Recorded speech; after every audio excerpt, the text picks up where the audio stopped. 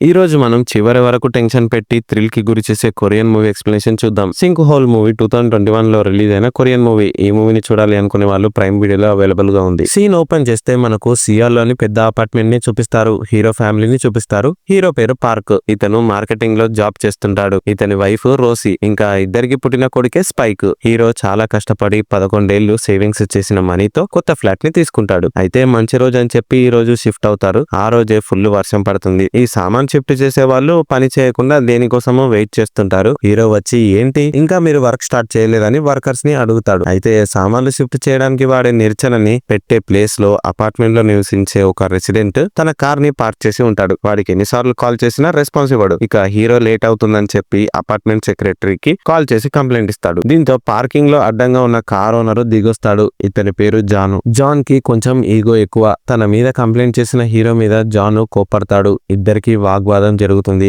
అయితే జాన్ ఇప్పుడు గులుక్కుంటూ తన కార్ ని అక్కడ నుండి తీస్తాడు. తర్వాత అతను హీరోని కాకుండా హీరో వాళ్ళ ఫ్యామిలీకి వెల్కమ్ చెప్తాడు. హీరో కొడుకైన స్పైక్ కి పెద్దలంటే చాలా గౌరవం. సో వాడు ఏ పెద్దవాళ్ళు ఎన్నిసార్లు ఎదురొచ్చినా నమస్కారం పెడతాడు. సో అపార్ట్మెంట్ రెసిడెంట్స్ స్పైక్ ని చూసి సంతోషిస్తారు. అయితే మిగతా రెసిడెంట్స్ కూడా కొత్తగా షిఫ్ట్ అయిన హీరో ఫ్యామిలీని పలకరిస్తారు. ఇప్పుడు సామాన్లు షిఫ్ట్ చేయడం కంప్లీట్ అవుతుంది. ఎన్నో ఏళ్ల నుండి మిగిలిపోయిన సొంతింటి కల ఈ రోజుతో తీరిపోయిందని హీరో ఇంకా వాళ్ళ ఫ్యామిలీ చాలా హ్యాపీగా ఫీల్ అవుతారు. హీరో ఇప్పుడు ఈ అపార్ట్మెంట్ లో ఫ్లాట్ ని కొనడం వల్ల ఆఫీస్ కి వెళ్లే డిస్టెన్స్ తగ్గుతుంది. టైము సేవ్ అవుతుంది. ఎక్సర్సైజ్ చేయడానికి కూడా టైం దొరుకుతుంది. కట్ చేస్తే next day morning hero office కి రెడీ అయి కిందకి వెళ్తాడు. అయితే బస్సు రావడానికి ఇంకా టైం ఉంది కదా అని చెప్పి దగ్గరలో కనిపిస్తున్న జిమ్ కి వెళ్తాడు. ఫీజు అడిగి తెలుసుకుందాం అనుకుంటాడు. కానీ ఆ జిమ్ లో ట్రైనర్ గా వర్క్ చేసేది మరెవరో కాదు, ఇంతకు ముందు హీరోతో గొడవ పెట్టుకున్న జానే. అయితే జాను హీరోని చూసి నవ్వుతాడు. అవును, నువ్వు జిమ్ లో జాయిన్ అవ్వు, నీకు ఫీజులో డిస్కౌంట్ ఇస్తా అని అంటాడు. కానీ దీనికి హీరో ఒప్పుకోడు. నీ జిమ్మే అని తెలిస్తే ఈ గల్లీకే రాకుండా ఉండేవాడిని, నాకు టైం అవుతుందని హీరో చెప్పేసి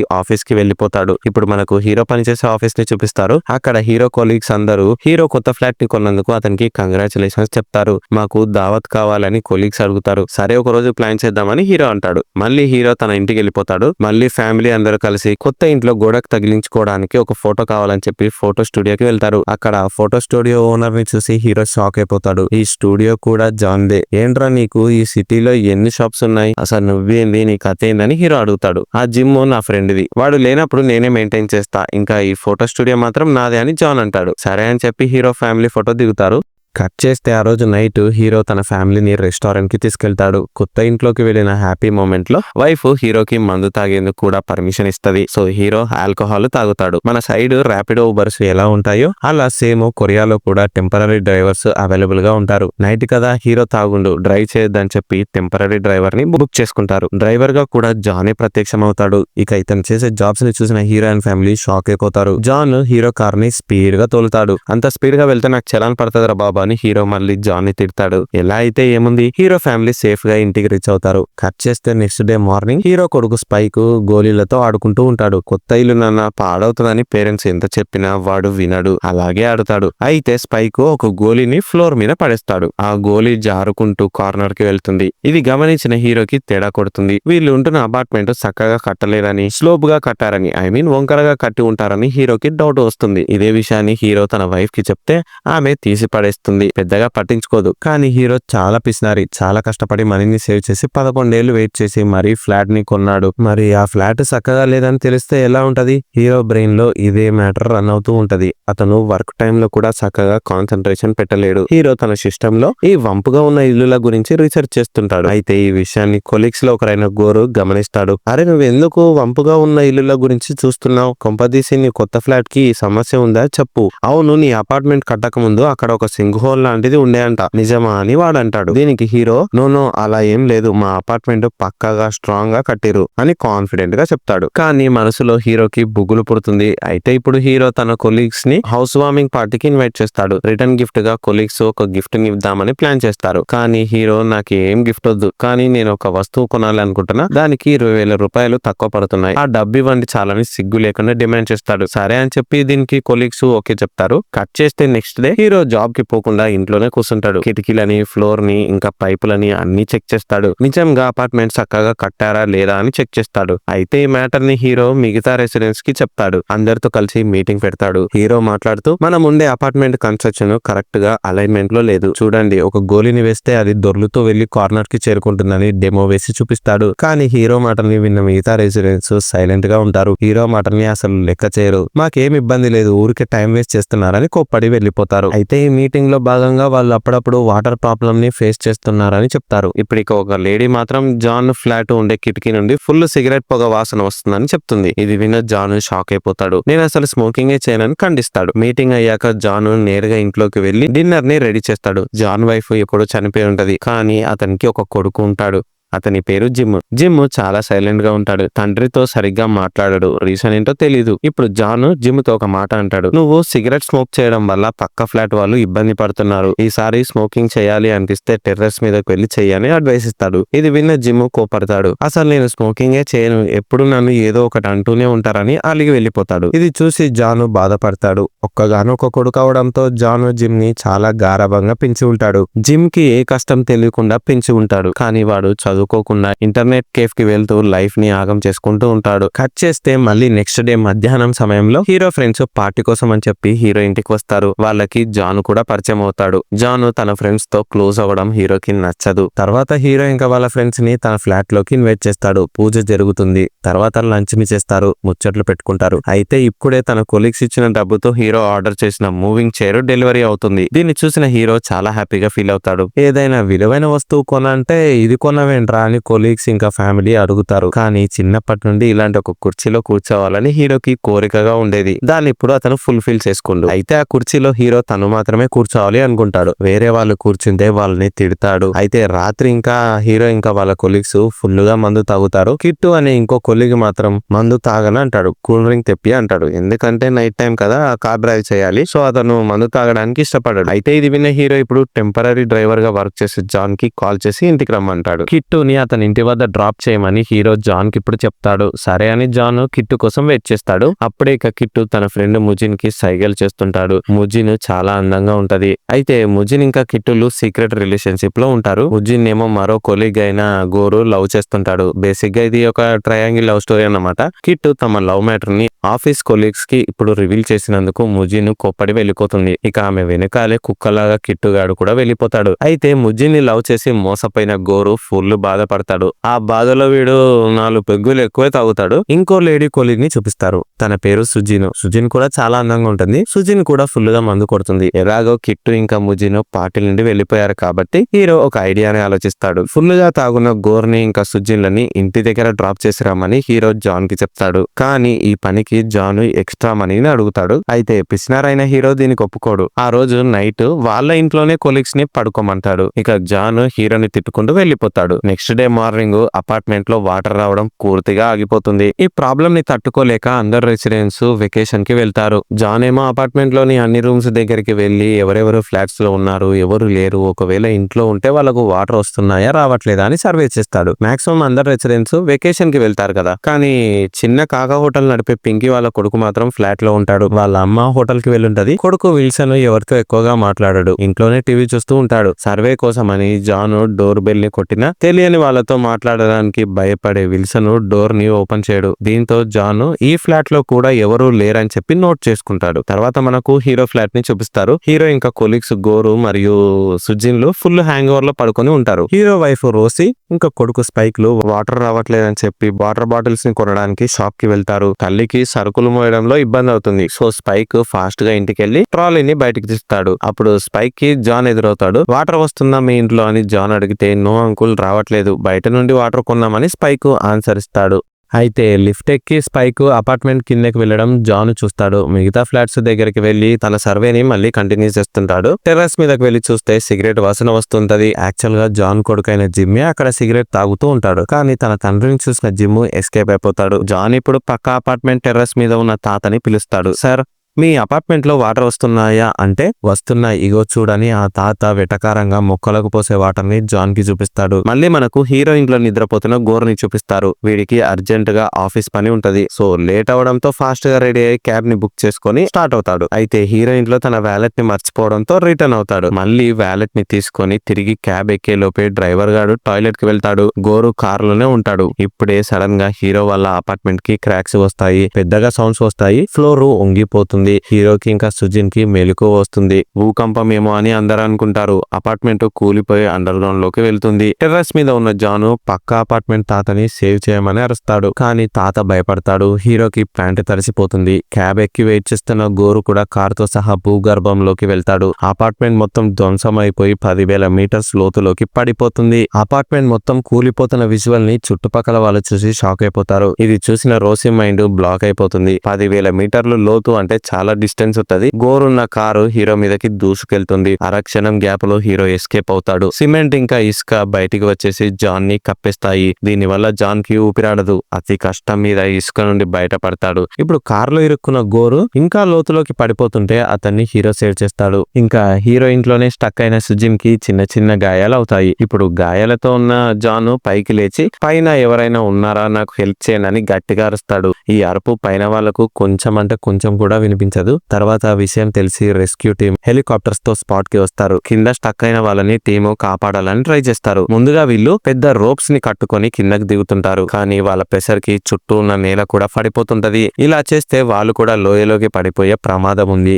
అందుకే వేరే దారిని ఆలోచిస్తారు. కట్ చేస్తే కింద ఉన్న హీరో గ్యాంగ్ ని చూపిస్తారు. ఇప్పుడు జాన్ కూడా తను ఉన్న ఫ్లోర్ నుండి కిందకి వచ్చి హీరో వాళ్ళని కలుస్తాడు. ఇప్పుడు హీరో తన ఫ్యామిలీ కోసం వెతుకుతాడు. కానీ వాళ్ళు కనిపించరు. ఇప్పుడే జాన్ హీరోతో ఒక మ్యాటర్ చెప్తాడు. నేను నీ కొడుకుని చూశాను. నీ వైఫ్ వాడు ఇద్దరు షాప్ కి వెళ్లారు. మీ కొడుకు స్పైక్ ట్రాలీతో కిందకి వెళ్లడం నేను చూశానని జాన్ అంటాడు. ఇది విన్న హీరో తన ఫ్యామిలీ సేఫ్ గా బయట ఉన్నారని ఊపిరి పీల్చుకుంటాడు. ఇప్పుడు జాన్ కి తన కొడుకు గుర్తొస్తాడు. జిమ్ కోసం జాన్ ఇప్పుడు అతని ఫ్లాట్ కి వెళ్లి వెతుకుతాడు. అయితే ఇంట్లో జిమ్ షూస్ ఉండవు. అంటే జిమ్ షూస్ వేసుకొని ఇంటర్నెట్ కేఫ్ కి వెళ్ళిందని అర్థం. సో జిమ్ కూడా బయటికి వెళ్లడం వల్ల అతను కూడా సేఫ్ గా ఉండని జాన్ అనుకుంటాడు. కానీ జాన్ కి తెలియని విషయం ఏంటి అంటే జిమ్ ఏ కేఫ్ కి వెళ్ళలేదు. సిగరెట్ తాగుకుంటూ అపార్ట్మెంట్ లోనే ఉంటాడు. ఇప్పుడు హీరోయిన్ అతని ఫ్రెండ్స్ మరియు జాన్లు ఫ్లోర్ మీద కూర్చొని ఇక్కడ నుండి పైకి ఎలా వెళ్ళాలబ్బా అని ఆలోచిస్తారు. అప్పుడు జాన్ హీరో కొలీగ్స్ ని గుర్తుపట్టి అరే నేను మీ ఇద్దరిని నేను నైట్ ఇంటి దగ్గర డ్రాప్ చేస్తా అని అంటే డబ్బు ఎక్కువ అడిగాని హీరో వద్దు అన్నాడు అని జాన్ అంటాడు. ఇది విన్న గోర్ ఇంకా సుజిన్లు హీరో మీద కోపడతారు. కేవలం $20 కోసం కక్కుర్తి పడి మమ్మల్ని ఇక్కడ ట్రాప్ చేసావు, సిగ్గు లేదు నీకని వాళ్ళు హీరోని ఫుల్ గా వేసుకుంటారు. ఇక ఇప్పుడే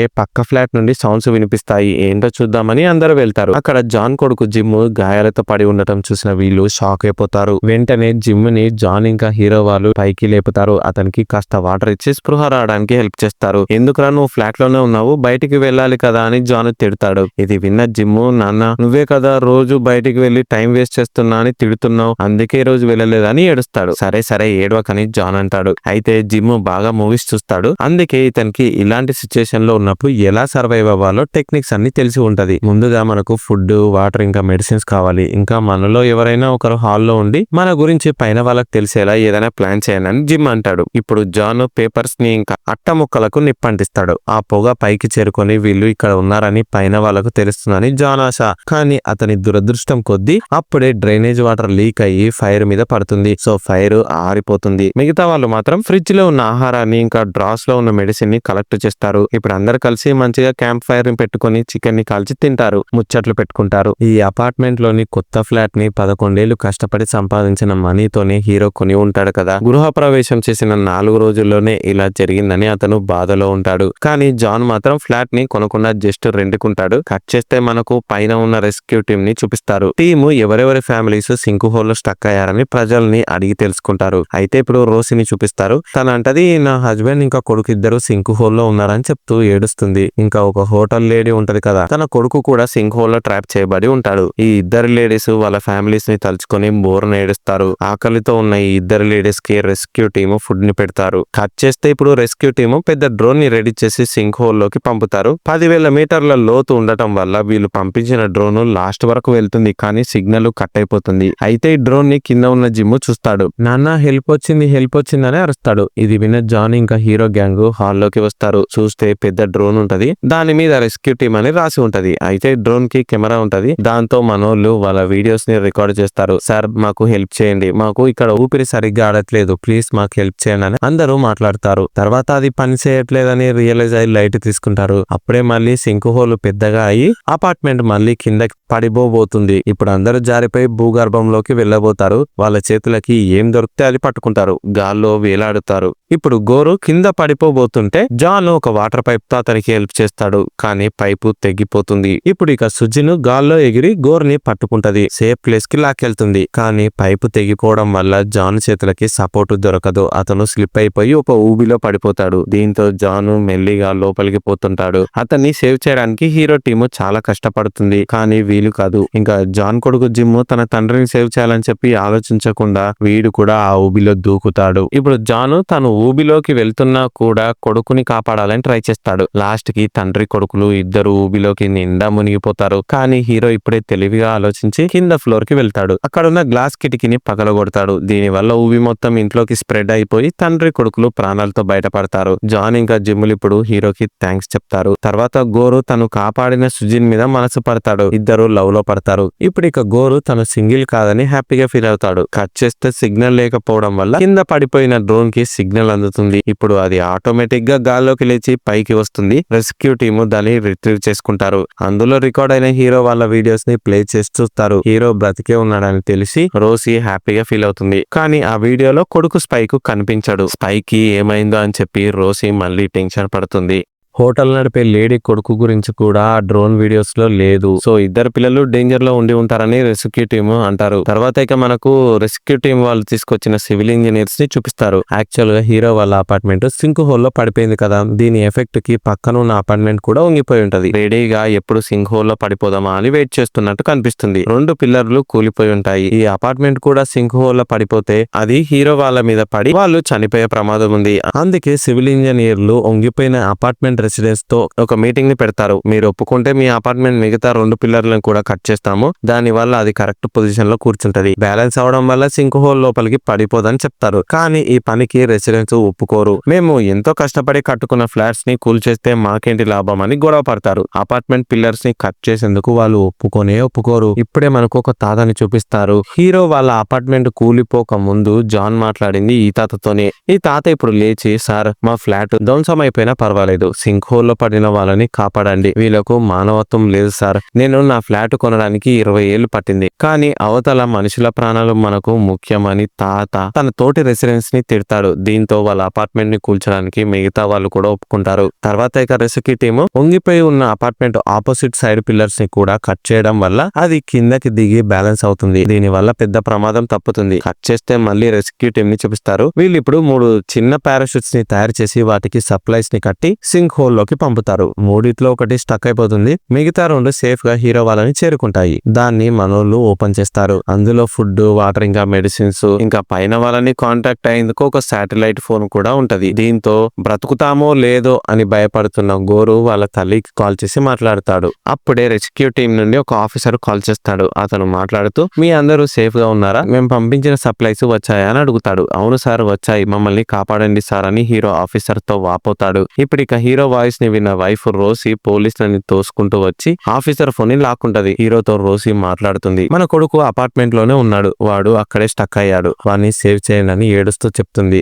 ఇది విన్న హీరోకి మైండ్ బ్లాక్ అయిపోతుంది. స్పైక్ బయటికి వెళ్ళడం జాన్ చూసింది కదా, మళ్ళీ వాడేందుకు అపార్ట్మెంట్ లో ఉంటాడని మనకు డౌట్ వస్తుంది. యాక్చువల్ గా స్పైక్ ట్రాలీతో కింద ఫ్లోర్ కి వెళ్ళుంటాడు. కానీ చేతిలో ఉన్న గోలీ ఒకటి కింద పడిపోవడం వల్ల వాడు వాటిని వెతుక్కుంటూ అపార్ట్మెంట్ లోనే ఉండిపోతాడు. ఇప్పుడు సింక్ హోల్ ఏర్పడడం వల్ల వాడు ఇక్కడ స్టక్ అయిపోయి ఉంటాడు. ఇప్పుడు ఆఫీసరు మళ్ళీ హీరోతో మాట్లాడతాడు. నీ కొడుకుని వీలైనంత త్వరగా కనిపెట్టు, మిమ్మల్ని ఫాస్ట్ గా పైకి తీసుకురావడానికి మేము ట్రై చేస్తున్నాం, జాగ్రత్త, ఈ రోజు రాత్రికి ఫుల్ వర్షం పడబోతుందని వెదర్ రిపోర్ట్ వచ్చింది. వర్షపు నీళ్లు సింక్ హోల్ లోకి వస్తే ఆ వరదలో మీరందరూ మునిగిపోతారు, ఫాస్ట్ గా వెళ్లి నీ కొడుకుని కనిపెట్టని హీరోకి చెప్తాడు. ఇది విన్న హీరో ఎలాగైనా సరే తన కొడుకుని సేవ్ చేయాలని గట్టిగా డిసైడ్ అవుతాడు. టార్చ్ లైట్స్ తో రెయిన్ కోట్ వేసుకుని రెడీ అవుతాడు. ఒక రోప్ హెల్ప్ తో హీరో కింద ఫ్లోర్ కి దిగుతాడు. అప్పుడే మనకు మళ్ళీ రెస్క్యూ టీమ్ ని చూపిస్తారు. వీళ్ళు పెద్ద క్రేన్ తో కిందకి వెళ్దామని ట్రై చేస్తారు. కానీ దురదృష్టవశాత్తు పక్కన బ్యాలెన్స్ చేయబడిన అపార్ట్మెంట్ కూలిపోతుంది. వీళ్ళు ఏది జరగకూడదని కోరుకున్నారో అదే జరుగుతుంది. ఈ అపార్ట్మెంట్ కూడా సింక్ హోల్ లో పడుతుంది. ఆ టైంలో మనోళ్ళు హీరోకి హెల్ప్ చేయడం వల్ల హాల్లో ఎవరు ఉండరు. అదృష్టం కొద్దీ ఆ అపార్ట్మెంట్ సింక్ హోల్ లో పూర్తిగా పడదు. దేనికో స్టక్ అయిపోయి మధ్యలోనే వేలాడుతుంది. కానీ ఆ అపార్ట్మెంట్ ముక్కలు ఉంటాయి కదా, అవి హీరో అపార్ట్మెంట్ మీద పడతాయి. సో దీని వల్ల ఫ్లోర్స్ అన్ని కదిలిపోతాయి. దీంతో హీరోకి వాళ్ళ ఫ్రెండ్స్ కి మధ్య కాంటాక్ట్ కట్ అయిపోతుంది. ఇప్పుడే మనకు హీరో కొడుకుని చూపిస్తారు. వీడు భయపడిపోయి ధ్వంసమైన కార్లని కూర్చొని ఉంటాడు.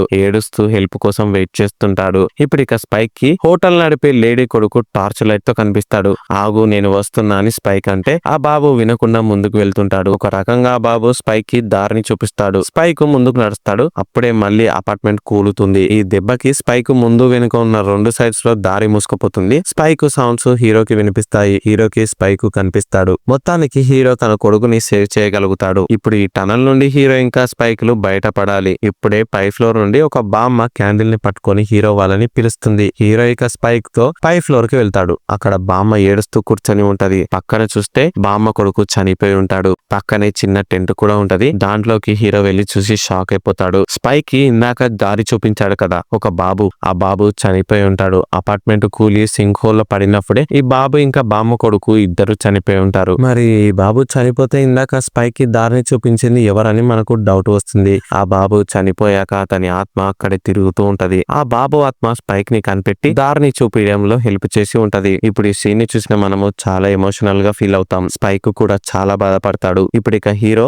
బామ్మతో మాట్లాడతాడు. పైన మా వాళ్ళు ఉన్నారు బామ్మ, రండి బామ్మ, మనకు రెస్క్యూ టీమ్ పక్కా హెల్ప్ చేస్తుంది రండి అని హీరో అంటాడు. కానీ దీనికి బామ్మ ఒప్పుకోదు. ఎందుకంటే బామ్మ ఒక్కగానొక్క కొడుకు చనిపోయాడు. తను ఇంకా ఎవరి కోసం బ్రతకాలి, అందుకే రాను అని చెప్తుంది. హోటల్ నడిపే లేడీ కొడుకు డెడ్ బాడీని హీరో తాడు కట్టి పైకి తీసుకెళ్దాం అనుకుంటాడు. కానీ ఇలా చేయడం వల్ల బరువు పెరిగి హీరో అండ్ స్పైక్ కూడా ఇక్కడే స్టక్ అయిపోయే ఛాన్స్ ఉంది. అందుకే బామ్మ తాడుని కట్ చేస్తుంది. చనిపోయిన బాబు హెయిర్ ని కట్ చేసి హీరోకి ఇస్తుంది. వీటిని ఆ బాబు తల్లికి మెమొరీ లాగా ఇవ్వమని కోరుతుంది. తర్వాత బామ్మ హీరోకి ఇంకా స్పైక్ కి గాయాలు తగలకుండా షూస్ ఇంకా కోట్స్ ని ఇస్తుంది. వీటిని ధరించిన హీరో ఇంకా స్పైకులు అతి కష్టం మీద పై ఫ్లోర్ కి చేరుకుంటారు. ఇప్పుడే భారీగా వర్షం పడటం స్టార్ట్ అవుతుంది. ఇంత వర్షం పడుతున్నా కూడా హీరో అండ్ అతని ఫ్రెండ్స్ తడవరు. సైడ్ నుండి నీళ్లు ఫుల్ గా వస్తుంటాయి. ఏంటబ్బా అని మనోళ్ళు పైకి చూస్తారు. పైన పక్క అపార్ట్మెంట్ వేలాడడం చూసి షాక్ అయిపోతారు. ఆ అపార్ట్మెంట్ సందులోంచి వర్షపు నీరు కారుతుంది. అరే ఇలా నీళ్లు వస్తే మనం పక్కగా మునిగిపోతాం, ఇప్పుడు ఎలా అని అందరూ భయపడతారు. మెల్లిగా వర్షం నీళ్లు ఎక్కువ అవడంతో హైట్ గా ఉన్న ప్రదేశాల కోసం వీళ్ళు వెతుకుతారు. వాటర్ లెవెల్ పెరుగుతుంది. కానీ అప్పుడే లక్కీగా సుజిన్ కి ఒక వాటర్ క్యాన్ కనిపిస్తుంది. అది ప్లాస్టిక్ ది కదా, నీటిలో తేలుతూ ఉంటది. సో ఇప్పుడు వీళ్ళకు ఒక ఐడియా వస్తుంది.